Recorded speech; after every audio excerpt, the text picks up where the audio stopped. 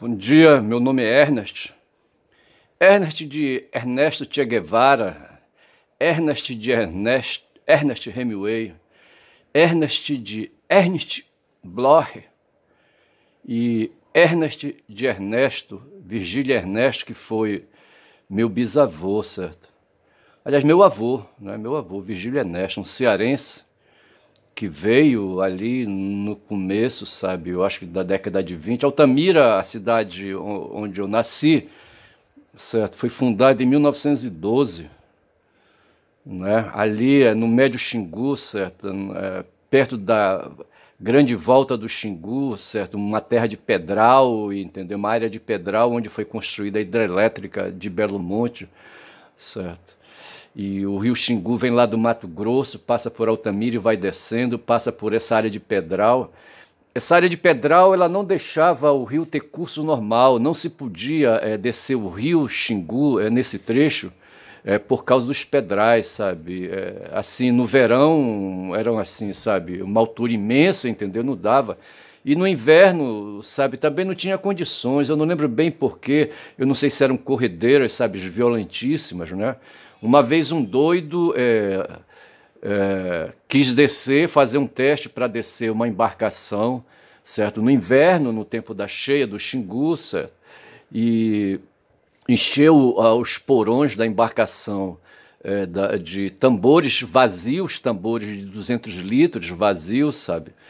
A ideia dele era criar ali, né, ar, né, retido ali dentro dos porões, né, para fazer a embarcação flutuar, mesmo se fosse coberta por água, entendeu? Aí jogou o piloto, o piloto e o motorista, sabe? E não sei mais quantos ali, sabe? E resolveram encarar a corredeira, sabe? A corredeira da grande volta, entendeu? O que aconteceu foi que a embarcação se descontrolou, sabe? Se arrebentou em pedras, entendeu? Eu não sei se houve mortos, certo? Mestre, o pai de Ernest, sabe? Era ligado, aí foi motorista de caminhão. Eu digo foi porque ele já faleceu.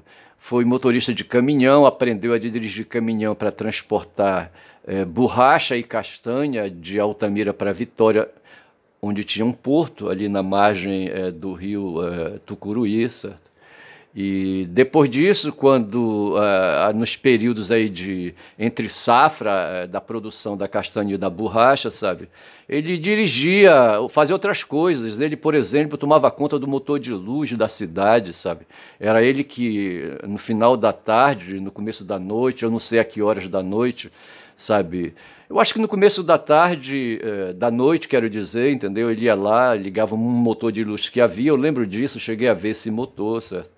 Aí essa luz, esse motor ficava funcionando a óleo diesel, claro, né? Ficava funcionando até umas 22 horas, depois disso era desligado, certo? Aí o pessoal voltava a usar lamparina e candeeiro, certo? Mas nessa altura estava todo mundo já, sabe, recolhido dentro de casa, já dormindo, certo? Para acordar no dia seguinte, de manhã cedo, para cuidar da vida numa cidade de roça, certo? Que era Altamira.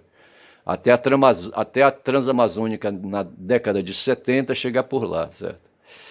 Mas é assim que eu estava falando, né? O Ernest, então, sabe, vai buscar essas pessoas aí, a homenagem que é rendida a essas pessoas heróicas, né, que fizeram feitos, né? Tira daí o meu avô, certo? Que dos três aí, herói, certo? Era o menos herói, entendeu? Conta aí, sabe, que ele era mascate, sabe? Ele andava por aí vendendo quinquilharias, sabe?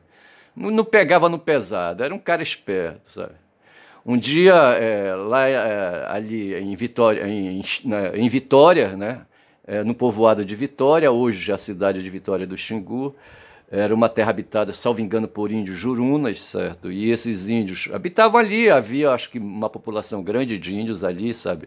Em terras e ilhas ali, sabe? No entorno do Tucuruí, no próprio Xingu, sabe? Aí um dia a cidade, o povoado é tomado de indígenas chegando de canoa, sabe? E aí a população local, sabe, pediu ajuda para o prefeito em Altamira, sabe? E os índios chegavam e ninguém estava entendendo o que diabo era, certo? Na verdade, eles estavam infectados por gripe, eu não sei se daquelas gripes braba, sabe? Que teve aí surtos aí no passado. Isso foi aí no começo aí, sabe? Né, no começo do século XX ali. Altamira foi fundada em 1912, como eu disse. Então isso aí foi talvez ali por 20, 30, talvez 40, não sei, não estou bem certo. Mas o pai de mestre já andava por lá, Sérgio, já andava por lá. E tinha um tal de Coriolano, sabe, que era um pistoleiro, um bandoleiro, sabe, e trabalhava aí para os patrões aí, esse pessoal aí, sabe, que precisava, né, de matar pessoas, sabe. Eu acho que ele era um sicário, esse puto aí, sabe, um tal de Coriolano. Eu acho que é Coriolano o nome do filho da puta. Aí chamaram o Coriolano para botar ordem lá no recinto, sabe. Aí a conclusão, essa história é narrada no livro de um altamirense, sabe, que escreveu um livro aí, eu não vou lembrar o nome, nem do livro e nem desse altamirense, mas ele era filho de um patrão, certo, aspado aí, certo, que eram aquelas pessoas que tinham pessoas trabalhando para eles na produção de borracha e seringa, certo, lá nos seringais, né? Uma hora eles tiravam castanha, outra hora eles cortavam as seringueiras, certo? A castanha ela dá no período do inverno, né? Tempo que os ouriços caem na mata, certo? E eles vão lá coletar e iam, né? Coletar. Eu acho que ainda hoje coletam, certo? Mas assim em baixa escala, sem relevância comercial. Não sei. E então havia esse patrão aí que tinha muitas pessoas, não vou dizer que eram empregados porque não eram, eles não tinham carteira assinada, certo? Eram fudidos nordestinos que vinham aí varando pelo Maranhão, sabe, eu acho, né? Não sei, eu estou imaginando aqui, pensando, né? O Maranhão também colado ali, aqui na fronteira do Pará, faz fronteira com o Pará, certo? O outro que faz fronteira é o Tocantins, que foi Goiás, certo? Mas eu acho que eles vinham do Nordeste, eu acho que eles vinham ali entrando pelo Maranhão, certo? E iam afundando no território, certo? Altamira, de uma certa maneira, não tem estrada, mas tem rio, certo? E não sei de que maneira esses caras aí, esses nordestinos malucos, vieram aí, sabe? Houve um tempo que houve uma campanha, acho que foi na guerra, certo? Um esforço que fizeram os estadunidenses, incentivaram o governo brasileiro, sabe? Para mandar pessoas para tirar em maior produção o látex das seringueiras, né? Por causa da guerra, os Estados Unidos entrou na guerra e precisava de caminhões, precisava de carros e precisava de pneus, certo? E os pneus na época eram feitos de material de borracha, certo? De borracha do látex. Aí se criou um tal de soldado da borracha, entendeu? E entraram aqui, lá no território de Altamira, centenas, não sei se milhares de fudidos nordestinos, sabe? Que invadiram lá as terras, sabe? Encarando a malária, sabe, bichos peçonhentos, entendeu? E as maiores privações, bicho, sabe? Inclusive salariais, sabe? Os caras, sabe, pagavam, era tipo um regime de trabalho escravo, sabe? Eles entravam na terra, mas entravam sem nada, não tinha supermercado, não tinha essas coisas, sabe?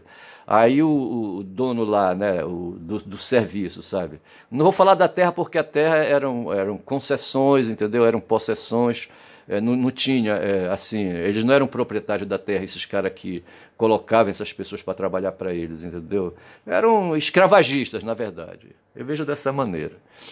E esse cara, então, aí, sabe, colocou gente, e eu perdi aqui o fio da meada, assim, eu estava falando desse cara aí, que é mencionado, o filho dele, sabe, escreveu um livro, sabe, enaltecendo a família dele, a mãe dele, aquela coisa toda. O pessoal de Altamira me pega dessa maneira, falando assim, sabe, porra, vão me cancelar, essa palavra aí da hora, né, cancelar. Mas o fato foi esse, sabe? Aí, nesse livro é registrado, eu li rapidamente esse livro, um romance, sabe? E tem esse fato lá em Altamira, sabe? Em Vitória, em que os índios chegaram na cidade, gripados, morrendo, caindo no chão feito moscas, entendeu? Porque, né, o organismo deles é sensível, né, a esses vírus, sabe?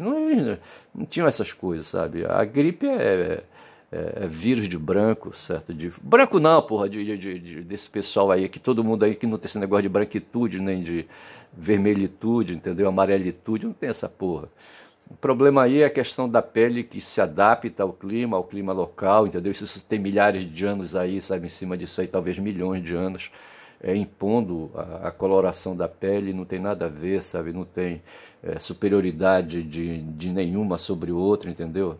O superior, sabe, é quem tem força física, sabe? É quem tem força de exército, sabe? É quem tem força, sabe, de violência, entendeu? Força violenta, sabe?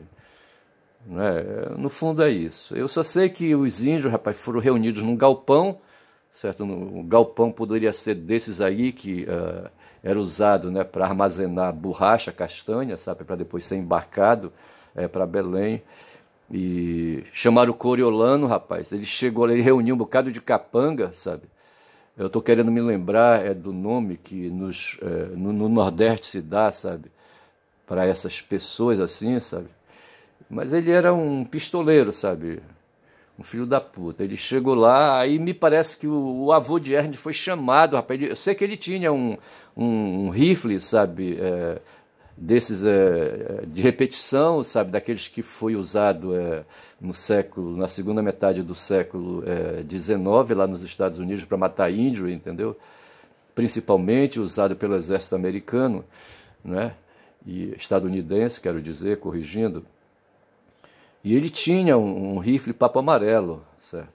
Ele tinha a parte metálica dele dourada, por isso chamava de papo amarelo. Sei que ele chegou lá, esse parente de Ernest, sabe? Eu acho que mandou bala nos índios, rapaz, que coisa horrível, rapaz, sabe? Mas eu acho que ele participou desse assassinato, desse genocídio, sabe? Tanto que quando ele estava já fudido no fundo de uma rede, sabe, se despedindo da vida, né, esse Ernesto, Vigílio Ernesto, avô de Ernest, certo? Por isso ele é pouco herói, né, nessa categoria aí de heróis escolhidos, entendeu? Meteram bala nos índios para ver se pode uma coisa dessa, pra puta que pariu. Aí ele estava no fundo da rede morrendo, aí mandaram chamar o padre, sabe? Era o padre Guilherme, eu lembro, era um alemão, sabe? Aí nós estamos aí, sabe, no final da década de 50, sabe? O alemão, a Segunda Guerra já tinha acontecido, esse padre era alemão, eu não sei se era um alemão desses aí, sabe, que andou lá pelos campos de concentração na Europa e estava lá escondido, mas eu acho que não, o padre Guilherme, sabe? Me lembro dele, eu recebi aula de catecismo dele, certo? Aí, rapaz, o padre chega na primeira visita, sabe? Aí ele é levado lá pro quarto onde estava o filho da puta, o tal de Ernesto, Vigílio Ernesto, sabe? O avô de Ernest, sabe? E quando ele botou assim a cara no quarto, sabe? Levantou um pano, né? Não tinha porta, era um pano assim que caía, sabe? Aí disse, não, isso aí não tem salvação. Foi o que o padre Guilherme disse vendo o Vigílio Ernesto, sabe? Esse aí não tem salvação, não. E o cara foi lá para dar extremoção, sabe? Para perdoar os pecados do fudido lá, entendeu? Agora, porra, é foda. Então, assim, sabe? Tem essa coisa, o Ernest vem aí dessa galeria de nomes aí, sabe? Dessas pessoas aí, entendeu? Tem o Ernest Bloch, né, um filósofo aí, um filósofo da utopia, sabe? Ernest gosta, já leu alguma coisa a respeito. Foi no Boaventura de Souza Santos que ele, né, leu alguma coisa sobre Ernest Bloch, né? Como sendo um filósofo aí, sabe? De relevância, marxista talvez, entendeu? E assim, tá certo? Expliquei aí porque sou Ernest, tá certo? Mas ontem eu estava assistindo o jogo do Paysandu que está aí na tela, rapaz, um jogo escroto, sabe? Que está aí na tela, entendeu? Tá aí, ó. Em que os amazonenses não, porra, porque todo mundo ali nesse time aí do Amazonas é mercenário. Eu vivi um tempo no Amazonas, sabe? 16 anos, na verdade, sabe? E gostava de ir ao estádio de futebol, sabe? Que não é mais esse aí, que não é mais o que está lá, que foi feito aí para a Copa do Mundo, em 18, eu acho. E não é mais o mesmo estádio, 18 ou 22, não estou bem certo. Mas na época, eu estou falando da década de 80, década de 90, não 70, 80, né? 70, 80, né? Foi. Nessas 2 décadas imperavam por lá, né? O Nacional e o Rio Negro, os 2 grandes times, tipo Paysandu e Remo aqui no Pará. Certo? E o Nacional, né, era o time da minha preferência, mas tinha o Rio Negro também, sabe? Esses 2 times levaram farelo. Aí surgiu em 2019 esse tal de Amazonas, tem também o Manaus, entendeu?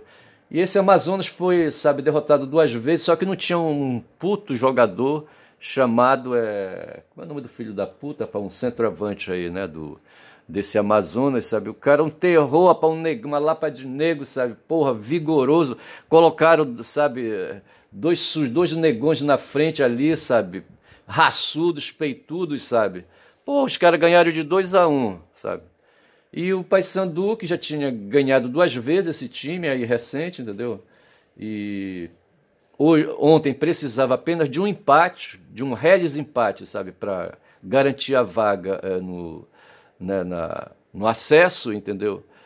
Sabe? Agora está perigando a não subir novamente para a Série B, porque vai jogar na próxima semana, sábado que vem, salvo engano, ou domingo, não sei, com um tal de Volta Redonda, sabe? Disputando a vaga para valer junto com esse Amazonas aí também, certo? Esse Amazonas é possível que vá porque ele né, vai jogar com um time fudido, um tal de Botafogo que não tem mais pretensão nenhuma, certo, de disputar a vaga, certo? E a outra vaga são 2, tá certo? Vai ser disputada entre Volta Redonda e Paysandu, o Paysandu no Rio de Janeiro, lá em Volta Redonda, jogando contra o Volta Redonda, entendeu? E ontem, rapaz, sabe, deu para ver, ontem o técnico do Paysandu, né, que deu uma levantada na moral, sabe, do time, sabe, ganhou todas desde quando esse tal Diário dos Anjos chegou aí, mas ontem o puto não tava, cacete, entendeu? Não tava no banco dirigindo o time, sabe? E eu acho que isso foi impactante para os jogadores. Tá o filho dele, sabe, que provavelmente o Hélio já tá velho aí, sabe, tá fudido, idoso, sabe, quer empurrar o filho dele aí, um tal de Guilherme, salvo engano, sabe, aí no mundo aí, né, de técnicos, entendeu? E aí, rapaz, o cara não tem a mesma garra, sabe, não tem a mesma, sabe, não inspira a mesma liderança, entendeu? Aí o time tava assim, desarticulado, foi o que eu vi, sabe. Agora sim, a gente não pode esperar muito. Aliás, eu fico imaginando assim, às vezes eu meto o cacete aí, sabe, nesses jogadores aí de futebol, sabe? Nós temos 4 séries, né? 4 níveis de futebol, né? A série A, B, C e D, certo? É por onde aí os jogadores profissionais no Brasil dinamizam o mercado de futebol, certo? E são jogadores aí, os melhores estão na Série A, nos grandes times, né? No eixo Rio, São Paulo, digo melhor, no eixo Sul-Sudeste, certo? Né? Não tem para onde correr ali, sabe? No Sudeste eu estou pensando em Minas, São Paulo, Rio de Janeiro, Rio Grande do Sul, certo? Principalmente esses 4 lugares aí, certo? Onde tem as melhores equipes. O resto aí já vai decaindo mais a qualidade técnica, porque os recursos financeiros vão caindo também, certo? E o capitalismo ele reflete na organização do futebol, os times que têm mais dinheiro, como é o caso do Flamengo, sabe? E agora São Paulo e Palmeiras. O Palmeiras perdeu ontem, pô. O Palmeiras está fudido. O Botafogo foi assumido por uma empresa, sabe? E se tornou uma empresa e está aí se recuperando, certo? Mas assim, né, repito, o mundo do futebol é um mundo financeiro, é um mundo capitalista, certo? Claro, é um mundo de mercado, né, onde o dinheiro prevalece. E quem pode contar, certo, com um bom elenco, certo, com um bom plantel, sabe, ganha os títulos, né?